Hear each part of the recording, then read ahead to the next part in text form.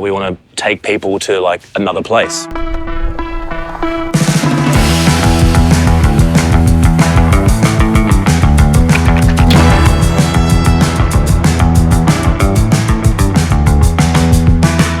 At the same time, we don't want to come into a new habitat or surrounding or neighborhood and totally recreate it. We want to be part of that fabric, you know?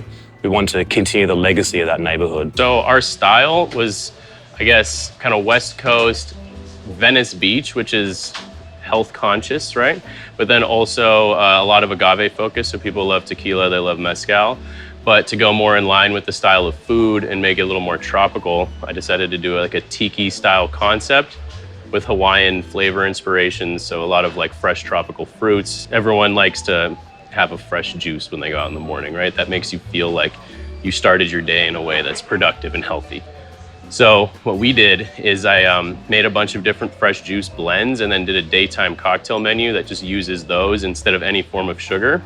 So they're basically all skinny cocktails. And then in order to make that sustainable, because obviously fresh pressed juice doesn't taste good the next day, like you want it to be fresh daily, but then obviously you don't want to be throwing away tons of juice every day.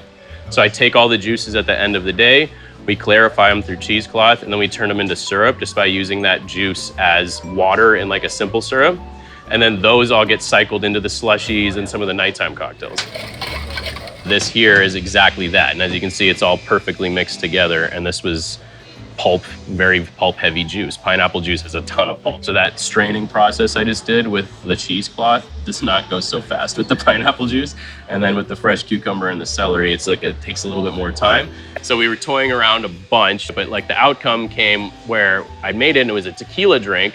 But then there was a girl that was doing the tasting with us and she didn't drink tequila and was like, can you just make it with vodka? And it worked great with vodka. So we decided, why don't we just like try everything with it?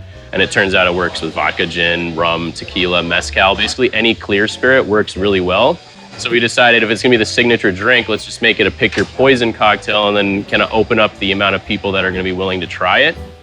I thought it'd be fun to use the new sort of twist on an agricole rum that you guys have made with the rice and the sugar cane, because that would totally match with all of these different flavors that we have going on. These cocktails, the way that we're doing it in tiki fashion, right? Typically, they're on crushed ice. And the traditional way of making a crushed ice drink is just building it in the glass and then adding the crushed ice and swizzling it with a swizzle stick or a spoon or whatever you have handy to you. One thing that ends up not providing is air, which I find to be really important in cocktails. When you shake it, air is trapped in the tin, and if you have that ice moving back and forth and circulating through the tin, that air that's trapped in there gets forced into the cocktail, providing like a nice little frothy layer. And when you swizzle, you don't get that. So for me, when I do tiki style or crushed ice cocktails, I always shake the drink with a few regular ice cubes so that I can force that air into it, and then we just dump it into the glass and then fill with the crushed ice. So it actually is a really easy process, and I have to use far less tools than typical because I don't have to use any strainers or anything. So literally all I need is the shaker tin and a jigger and then ice, and I can go ahead and just shake it up and I'll be done with it. So we, to stay in line with the Fun Tiki program here, we got all of these fantastic clear tiki mugs, and a lot of the cocktails go in those.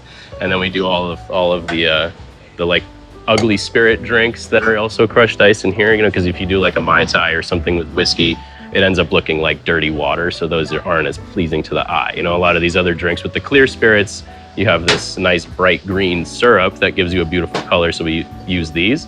But to make the drink, it's a full ounce of the Bell's syrup, which was the pineapple, cucumber, and celery turned into a syrup. It's 3/4 of an ounce of the fresh pineapple juice. And then even though the pineapple was in the syrup, I just like to add the fresh juice because since it still has all that fiber in it, it just froths up more and it gives nicer texture to the cocktail. Then 3/4 of an ounce of the fresh lime juice. Get that sour element.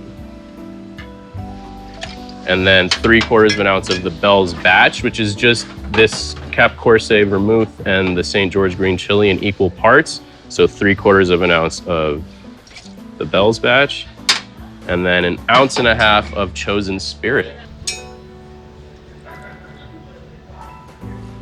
There we go. So if I put about 5 ice cubes in there, leaves me a little space for the crushed ice. That's exactly what we're looking for.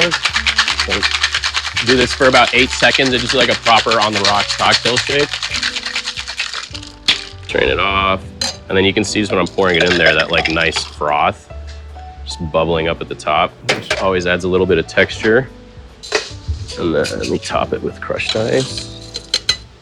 And everything that we shook in there is obviously now broken up into tiny pieces. We get dehydrated pineapples and just put a nice little pop in there.